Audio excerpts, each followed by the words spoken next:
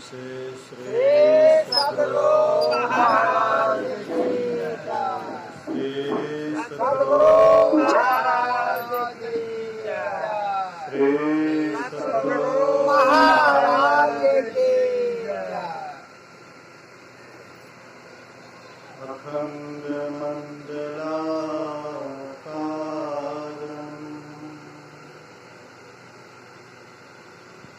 व्याप्तं येन चराचरं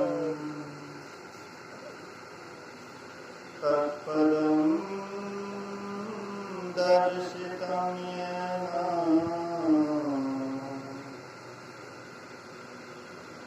तस्मै श्री गुरुवे नमः। धन्य धन्य सख सतगुरु सुखदा महिमा कही न जाय।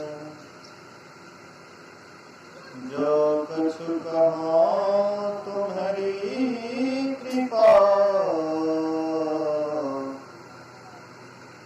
मौते कछु न बसाय। सर्वत्र सर्वदा वर्तमान सद्गुरु महाराज के पावन चरणों में कोटि कोटि नमन।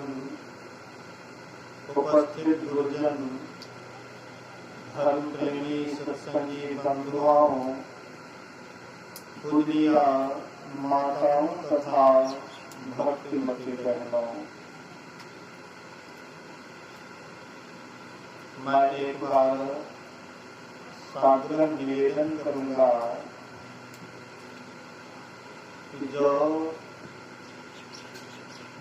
बच्चा अपने पिताजी को गत वर्ष बलिदान किए थे, जो पंडित जी के पास बैठे हुए थे, वे यहाँ आकर के भी बैठे हैं।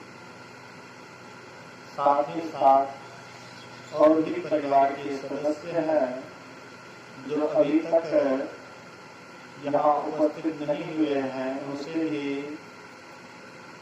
निवेदन करूंगा वे सभी कुछ देर के लिए इस सभा में हाजिरी दें। इसको कहा गया है अयोध्या। संतों का जो सभा है, असली अयोध्या यही है। आप जिस अयोध्या का नाम सुनते हैं, जो अयोध्या यूपी में पड़ता है, उत्तर प्रदेश में पड़ता है, वह अयोध्या नकली है। अवध वध मतलब नहीं, वध मतलब हत्या, हिंसा। आप अगर जाइएगा तो अयोध्या में हिंसा होती है, वहां पर वध होता है। अवध वहां नहीं है, अवध यहाँ है। यहाँ पर किसी की हिंसा नहीं होती है। यहाँ पर ईश्वर की चर्चा होती, परमात्मा की चर्चा होती। असली अयोध्या संतों की सभा है। इसलिए इस सभा में सब कोई कुछ देर के लिए हाजिरी दर्ज करें। तो आइए अभी हम आप भगवान राम के सदुपदेश को श्रवण कर रहे थे। भगवान राम किसी कारणवश प्रजाओं को नहीं बुलाए। कोई फंक्शन नहीं था, कोई श्राद्ध क्रिया नहीं था, न कोई मारा था, न कोई जन्मा था, न कोई और तरह का फंक्शन था।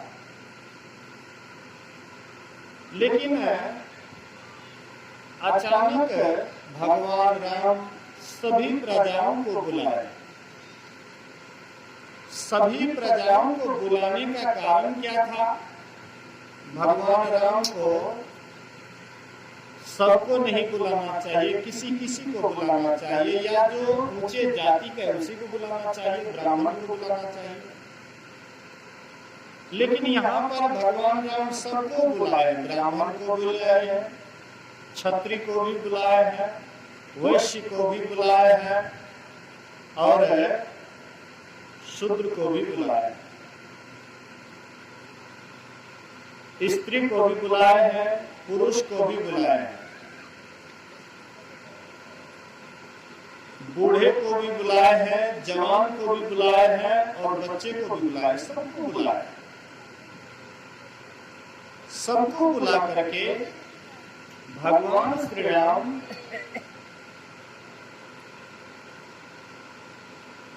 क्यों बुलाए सबको?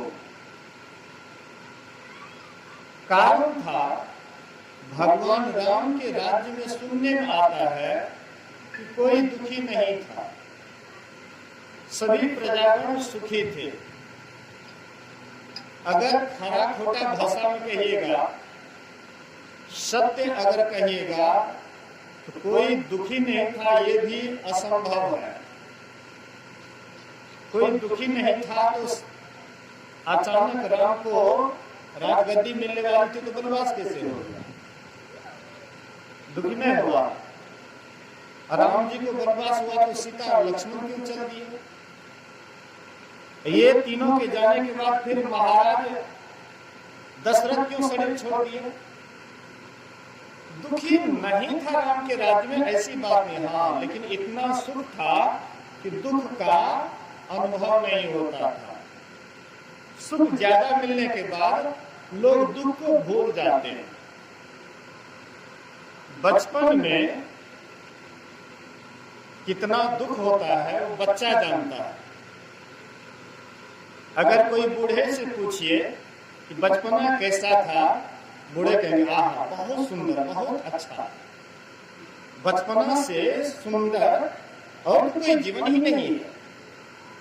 लेकिन जो बच्चा है उनसे पूछिए, बच्चा से पूछिए, बच्चा तुम इस बचपना में तुम सुखी है? बच्चा कहेगा नहीं, हमको तो चारों तरफ से बैंड होता है, चारों तरफ से घेरा होता है, सब मेरे ऊपर अनुशासन करता है, सब मुझे डांटते हैं, फटकारते हैं, मेरी कोई स्वतंत्रता नहीं है। बच्चा चाहता है जल्दी से हम जवान हो जाएं। इसका मतलब है बच्चा बचपना जीवन सुखी नहीं है। लेकिन बचपना जीवन को जो ज्यादा दिन हो गया है उसको हम बचपना वाला दुख को भूल जाते हैं और बूढ़े वाला दुख को याद करके कुछ सोचते हैं कि बचपना वाला सुख, वहां पर हम बड़ा सुखी थे। तो ऐसे ही जो जीवन बीत जाता है, कोई कोई व्यक्ति देखिएगा बड़ा मेहनत करके धन अर्जता है। अब धन को अर्ज लिया है तो वह बेचारे जानता है कि धन अर्जने में कितनी कठिनाई होती है, कितना कठिनाइयों का सामना करना पड़ता है, वो व्यक्ति जानता है। उसके बाल बच्चे आराम से उड़ाता है, पुड़ाता है, एकदम ऐश मौज करता है। उनको क्या पता धन इकट्ठा करने में, धन कमाने में कितनी परेशानी होती है। तो कहने का आशय है, मतलब है, जो दुखी वाला जीवन से गुजर जाता है उनको दुख याद नहीं रहता। इसलिए संत महात्मा कहते हैं कि राम के राज्य में दुख नहीं था, ऐसी बात नहीं थी, लेकिन सुख इतना था कि लोग दुख को भूल जाते थे। लेकिन वैसी अवस्था में भी, उस सुख की अवस्था में भी सारी प्रजा सुखी थी, किनको कोई परेशानी नहीं थी, भौतिक संपदा से सब कोई भरे पड़े थे। लेकिन फिर भी राम को क्या जरूरत पड़ा, सबको बुलाए। अभी नरेंद्र मोदी प्रधानमंत्री हैं, कोशिश करते हैं हमारी जितनी भी जनता है सभी सुखी हो जाए।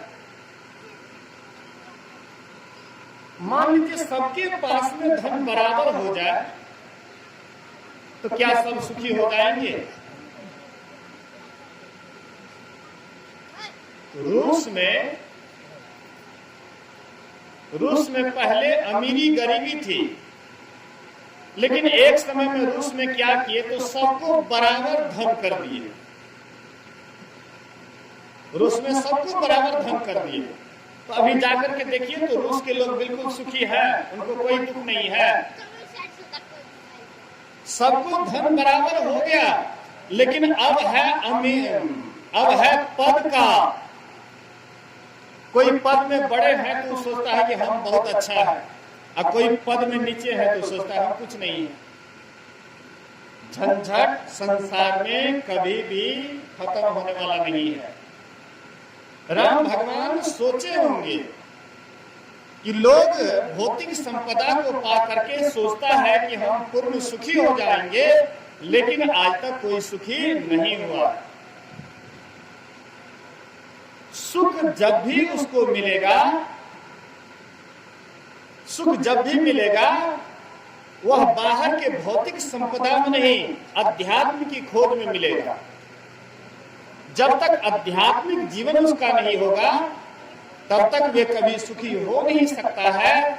इसलिए वही अध्यात्म उपदेश करने के लिए, अध्यात्म ज्ञान जन जन तक पहुंचाने के लिए भगवान श्री राम बैठक किए, सभा बुलाए, और सभा में सबको, गुरु ब्राह्मण पूर्वासी सबको बुलाए।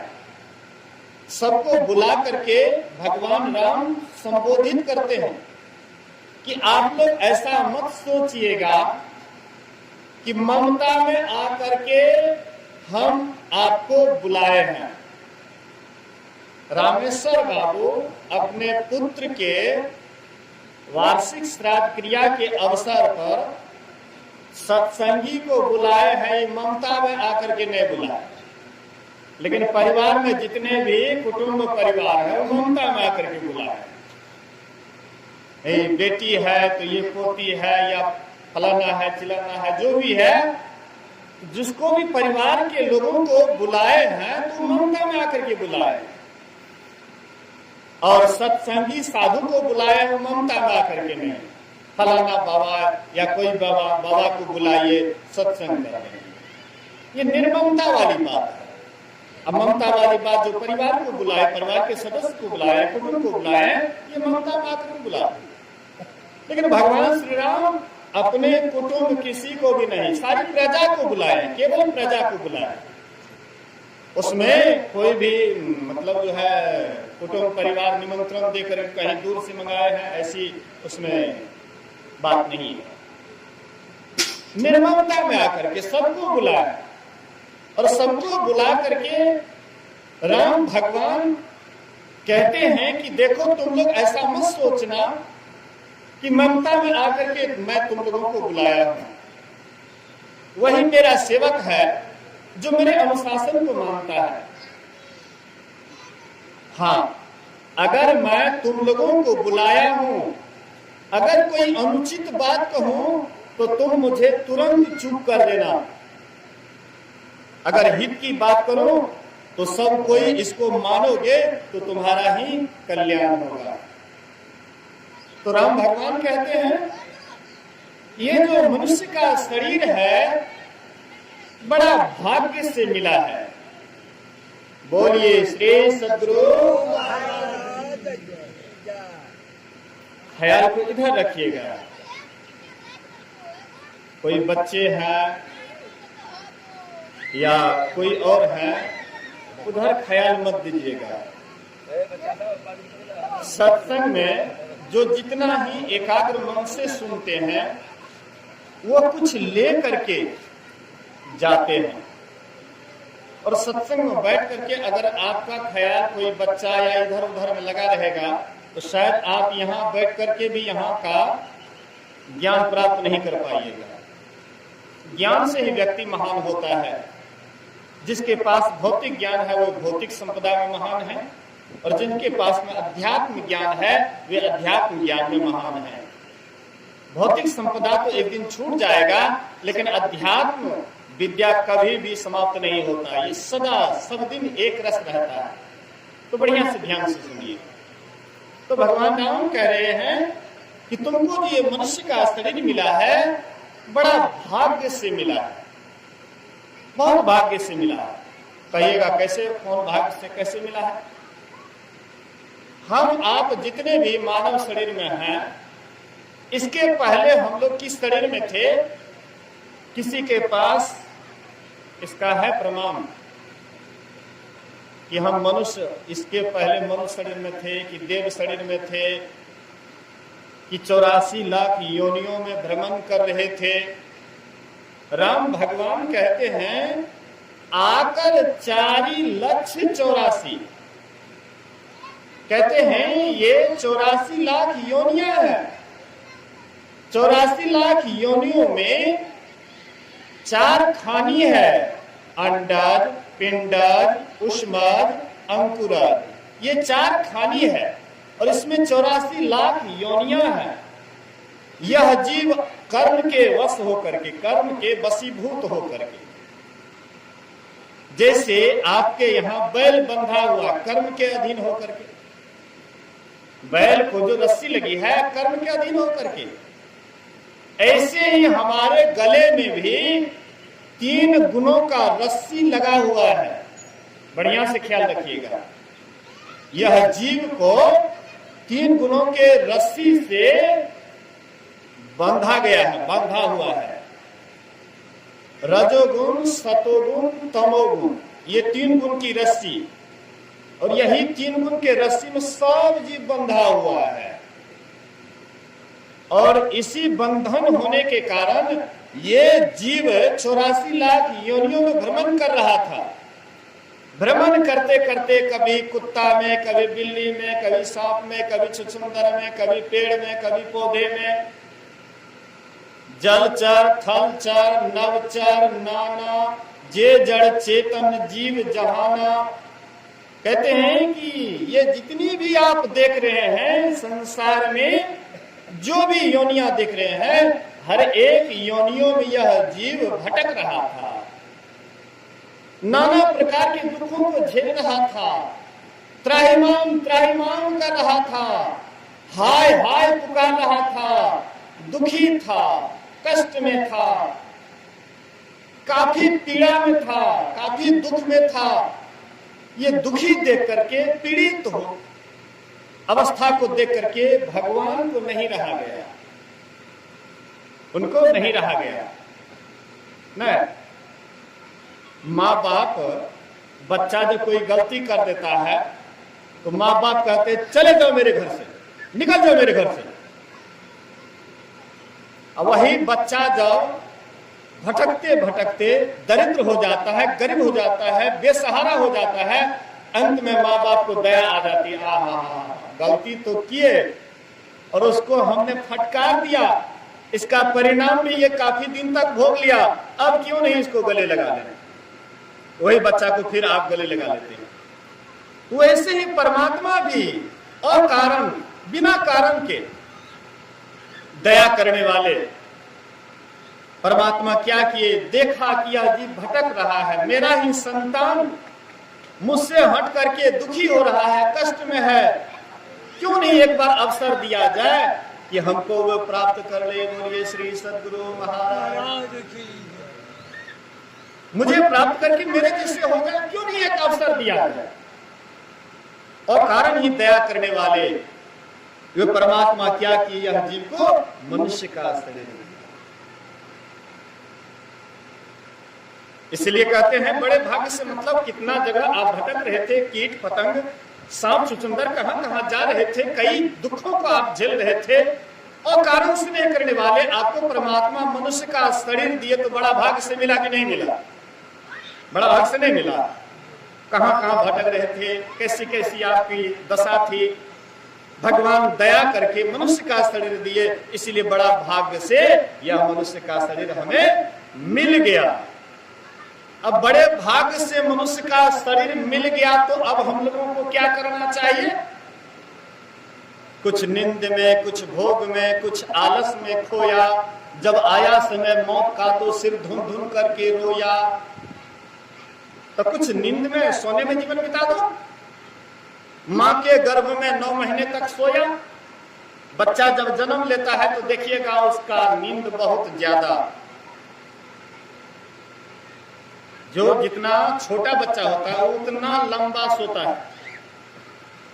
जो जन्म लिया है बच्चा 22 घंटा 23 घंटा तक सोते रहता है, बराबर देखिएगा सुतले रहता है।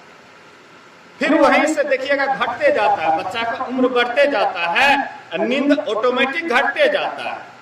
22 से 20, 18 ऐसे घटते वृद्ध अवस्था में मुश्किल से 3-4 घंटे का नींद पर रह जाता है। तो देखिए एक बच्चा है, बच्चा से जवान हुआ, नींद घटते घट गया, लेकिन पहले तो वह मां के गर्भ में सोया 9 महीना तक, उसके बाद जन्म लिया, तब ज्यादा सो करके ही बचपना उसका बीत गया। किशोरापन आया तो खेल कूद में उसका समय बीत गया, सोने में बीत गया। जवानी आया, मस्ती जब चढ़ा तो तब तो कौन कहता है मैं, कौन कहता है बाप, कौन कहता है समाज, उल्टा पुल्टा चाल चलने लग गया। जालिम जोर जुबापन आई, ब्याह लाई सुंदरी, हरिपद सुधा छाड़ी विश्वासर, पिबत विष गगरी, अमन पामर हो नर्तन काहे पद हरी। युवापन आता है तो जवानी का जोश आता है तो कैसो भी बढ़िया का दिमाग काम नहीं करता। रावण को जब जवानी का जोश चढ़ा तो वह अपने जैसे आदमी को खोजने लगे कि हमसे कोई पहलवानी ले। आजकल लड़का लड़की को जवानी चढ़ता है तो वो पहलवानी नहीं करता, वो कामे से लड़ना शुरू कर देता है, वासना से शुरू कर देता है लड़ना। लेकिन रावण क्या करता है, अपने जैसे शक्तिशाली को खोजने लगा कि हमसे कौन हाथ मिलाएगा। कोई भी जाते थे उनसे बात करते थे, लोग उसका नाम सुन करके पीछे हट जाते थे। आया किष्किंधा, वहां पर सुग्रीव हनुमान आदि सब थे, बोले कि है कोई हमसे हाथ मिलाने वाला। सुग्रीव कहता मेरा भैया है तुमसे हाथ मिलाएगा। लेकिन वे गए अभी समुद्र किनारे संध्या वंदन करने के लिए, अभी शाम का समय हो रहा है, संध्या वंदन करने के लिए गए हैं, इसलिए वे कुछ देर में आ जाएंगे, फिर उनसे तुम हाथ मिला लेना। और जल्दी है तो चले जाओ, समुद्र किनारे वे संध्या वंदन करते होंगे। रावण के पास उतना समय कहाँ, इंतजार करेंगे, सीधे चल दिए और जाते हैं समुद्र के किनारे। वहां पर देखे कि बाली संध्या वंदन कर रहा है। बाली भी देखा कि उधर से रावण आ रहा है, लेकिन रावण के चलने का चाल बड़ा निराला है, मानो दाल में कुछ काला है। उसके चाल से ही बाली समझ लिए कि दाल में कुछ काला है। इसीलिए जैसे ही रावण निकट आए, बाली झपट करके पकड़ते हैं और कांख में दबा लिए। और कांख में दबा लिए तो 6 महीना तक उसको कांख में दबेले रख लिए। 6 महीना तक दबेले रह गया। और 6 महीने के बाद जैसे कांख उठाता वैसे वो जो भागता है, लंका लेता है तो सीधा लंके में जाकर गिरता है। जवानी का जोश आता है, हम आप अपने मन में नहीं रहते, बेमन हो जाते हैं। अब बुढ़ापा तो फिर बुढ़ापा ही है। इसलिए ये मनुष्य का शरीर जो मिला है, किस लिए मिला है, क्या करने के लिए मिला है, इस बात से हम आप अनभिज्ञ रह जाते हैं। पूरा समय ऐसे ही बिता देते हैं। इसलिए संत महात्मा कहते हैं ये मनुष्य का शरीर क्यों मिला है, किस लिए मिला है। बड़े भाग मानो तन पावा, सुर दुर्लभ सद ग्रंथ ही गावा। जिस शरीर के लिए देवता भी तरसते हैं, देवता भी सोचते हैं कि मुझे भी एक बार मौका मिले, मैं भगवान की भक्ति करके मैं भगवान को पालूंगा, परमात्मा को पालूंगा। लेकिन देवता को दुर्लभ है, उसको सुलभ नहीं है। भिखारी बन करके दिन रात मांगता है भीख, अब परमात्मा उसको भीख नहीं देते हैं, हम आपको भीख दे दिए। हम आपको वह परमात्मा और कारण मनुष्य का शरीर दे दिए। क्या करने के लिए?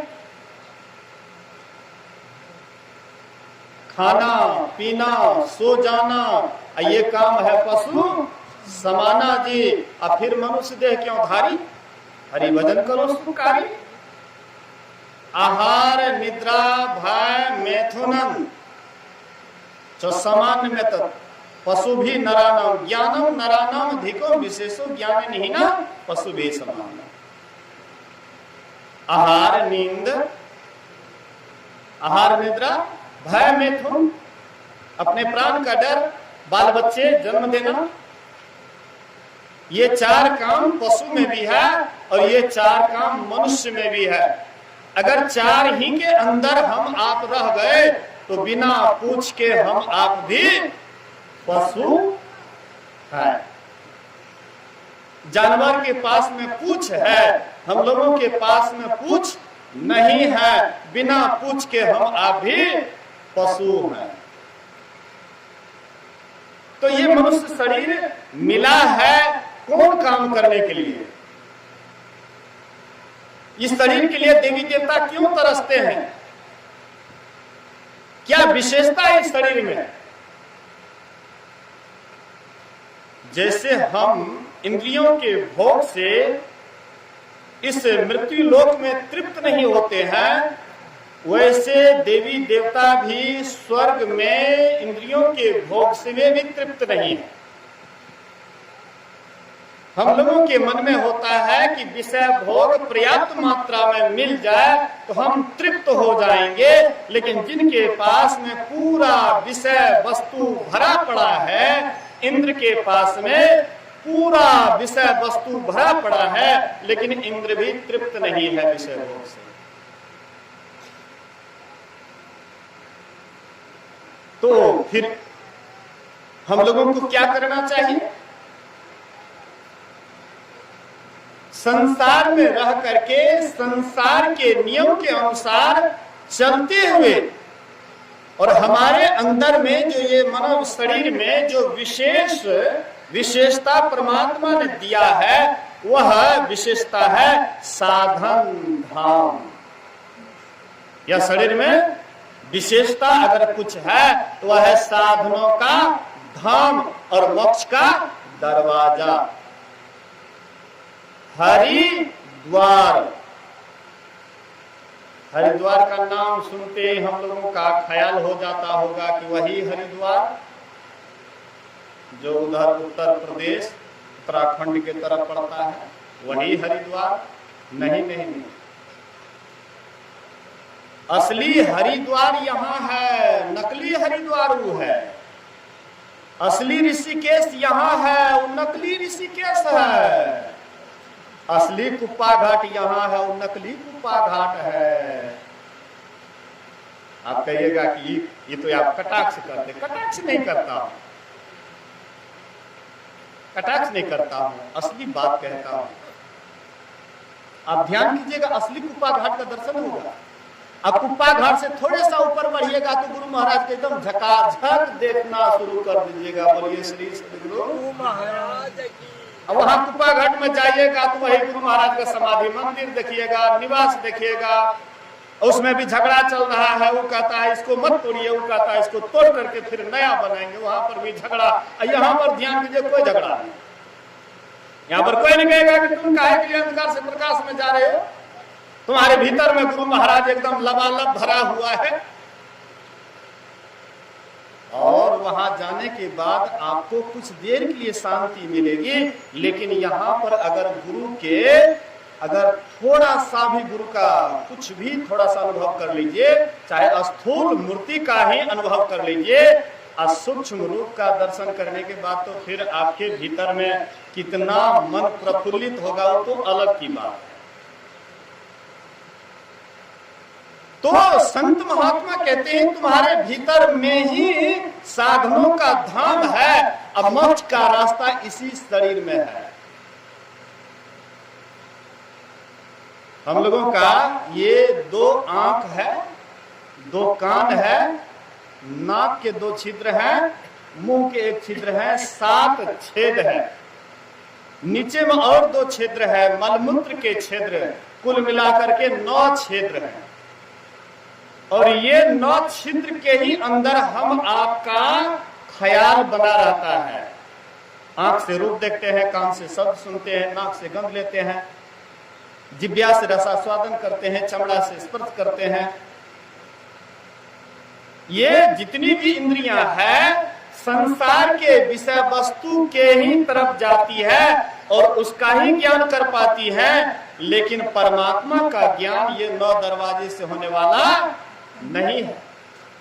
गुरु महाराज कहते हैं, तन 9 द्वार हो राम, अति ही मलिन हो ठाम, त्यागी चढ़ो दशा में दुआरे, सुख पाओ रे भाई। हम कहे देखो रे भाई और पाओ रे भाई। अच्छा देखिए, थोड़ा रहस्यमय बात है। गुरु महाराज कहते हैं कि 9 द्वार के अंदर में ही तुम हरिद्वार जा सकते हो, 9 द्वार के अंदर में ही तुम ऋषिकेश का दर्शन कर सकते हो, 9 द्वार के अंदर में ही तुम अयोध्या धाम जा सकते हो, बद्री नारायण जा सकते हो, द्वारिका धाम जा सकते हो, केदार धाम जा सकते हो, बद्री नारायण जा सकते हो, काशी जा सकते हो, बनारस जा सकते हो, या कुप्पा घाट जा सकते हो। कहीं भी जाओगे तो 9 दरवाजे में रह करके ही तुम, जहां कहीं भी जाओगे तो 9 दरवाजे में ही रह करके जाओगे। लेकिन ये 9 दरवाजा अपवित्र दरवाजा है, गंदगी वाला दरवाजा है। आंख से क्या निकलता है? कांची पिच्ची है, कान से गुज्जो, नाक से नेटा पोटा, मुंह से थूक खखार, और नीचे वाला का तो बस गिनती है, गिनती करने वाला नहीं। एक गुरुजी ने कहा, बेटा जाओ बाजार, अब बाजार से खराब वस्तु खरीद करके ला। चला गया बाजार, 100 रुपये दुकानदार को देते हैं, कहते हैं हमको खराब वस्तु दो। तो मूर्ख कहेगा भागो यहाँ से, मेरे पास जो भी सामान है सब बढ़िया बढ़िया है, जाओ यहाँ से निकलो। दूसरे दुकानदार के पास गए, 100 रुपया उसको दिए, बोले कि हमको खराब वस्तु दो। बोले कि भाग यहाँ से, मेरे पास जो भी सामान है सब बढ़िया है। मतलब कोई भी दुकानदार उसको खराब वस्तु नहीं दिए। जो रास्ता से आ रहे थे, सामने में गंदगी पड़ा हुआ था, कोई उधर से सज्जन आ रहे थे, देखे दुर्गंध को, गंदगी को, नाक बंद करते, छी छी छी छी, बड़ा खराब वस्तु है। बोले कि गुरुदेव तो हमको बोले थे खराब वस्तु लाने के लिए, शायद मिल गया। तो वह क्या करते हैं, गमछी बिछा करके उठाना चाहते हैं। आवाज होती है, रे मूर्ख, तुम मुझे खराब वस्तु समझ रहे हो? एक दिन में मेवा मिष्ठान के रूप में था, रसगुल्ला पेड़ा के रूप में था, तो तुम मुझे शीशा में बंद करके रखता। एक दिन में फल फूल के रूप में था तो तुम पेटारी में बंद करके रखता था। एक दिन में अन्न के रूप में था तो तुम मुझे कोठी ठेक में बंद करके रखता था, ड्रम में बंद करके रखता था। अफसोस, मैंने तुम्हारा साथ किया और तुम्हारे ही साथ होने के कारण आज मैं यहाँ खराब बन करके बैठा हूं। खराब मैं नहीं, खराब तुम हो। तुम, ये मनुष्य का शरीर ही समझिए कि गंदगी वाला जगह है। मनुष्य गंदा और शरीर कोई नहीं है। गाय पालते हैं, उसके गोबर से घर को पवित्र रखते हैं। कोनो तरह के मतलब श्राद्ध क्रिया या कोई तरह का हो जाता है, छुआछूत, या कोई बच्चा पैदा लेता है, कहता है आए मतलब छठिहार छिए, बरही छिए, शुद्ध बात छिए, गाय के गोबर लेकर कंटा बढ़िया से। गाय के गोबर से हम आंगन घर द्वार को साफ सुथरा करते हैं, लेकिन हम आपके गोबर का कौन सा काम करता है? कोई काम नहीं करता। मतलब ये शरीर सबसे गया गुजरा शरीर है। राम भगवान कहते ही शरीर बड़ भागी है तुम्हारा, ये शरीर बड़ भागी है, इस शरीर के लिए देवता भी तरसते हैं। यहाँ पर जब देखते हैं तो सबसे दुर्गंध इसी शरीर में है।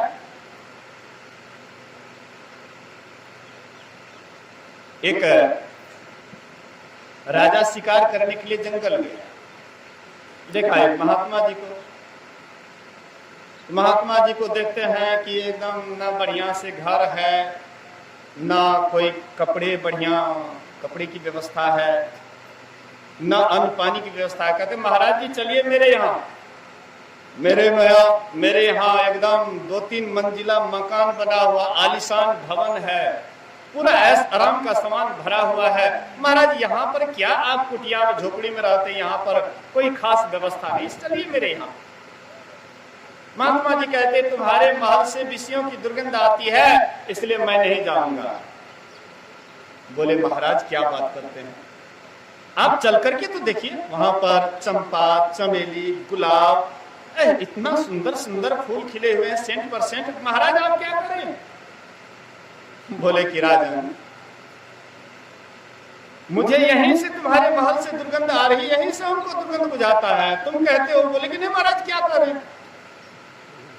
महात्मा जी सोचे कि थ्योरी ज्ञान से काम नहीं चलेगा, प्रैक्टिकली इसको दिखाना पड़ेगा। बोले कि चलो मेरे साथ। राजन मेरे साथ चलो। राजा उनके साथ चल दिए।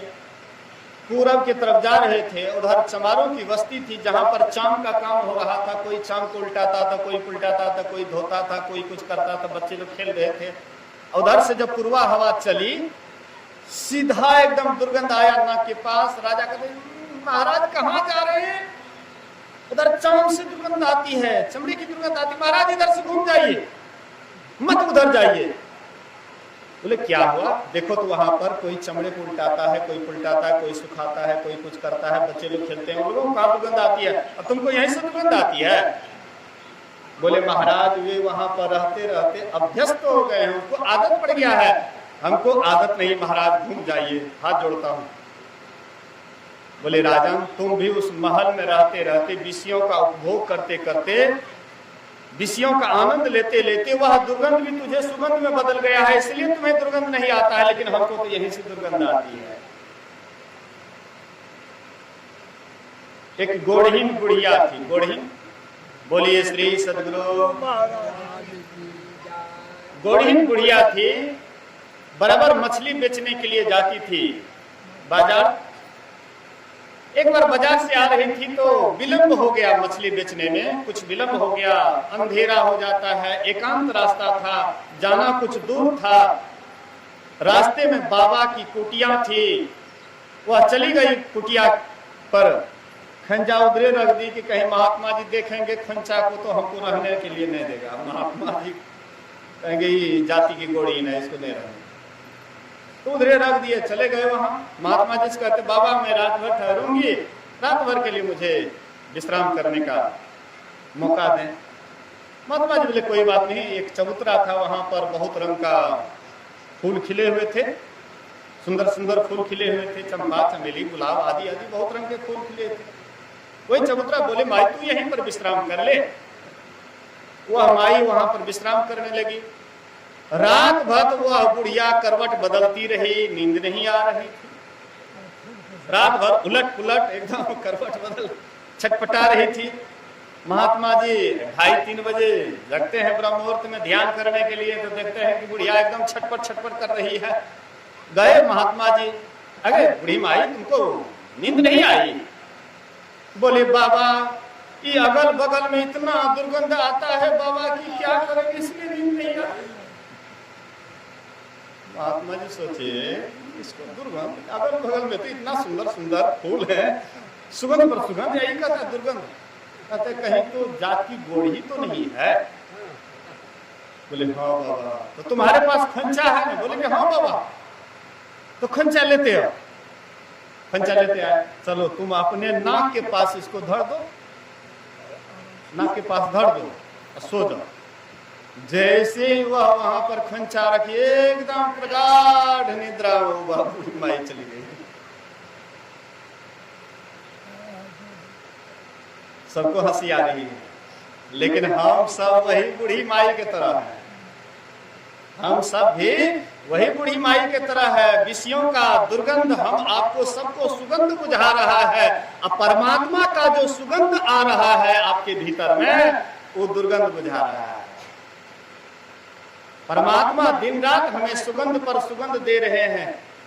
परमात्मा अपने तरफ बुला रहे हैं, लेकिन हम उनके आवाज को सुन रहे हैं थोड़े।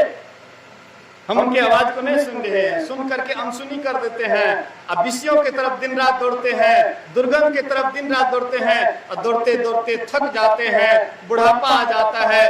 अंत में यहाँ पर विषय से अतृप्त होकर के ही शरीर छोड़ते हैं।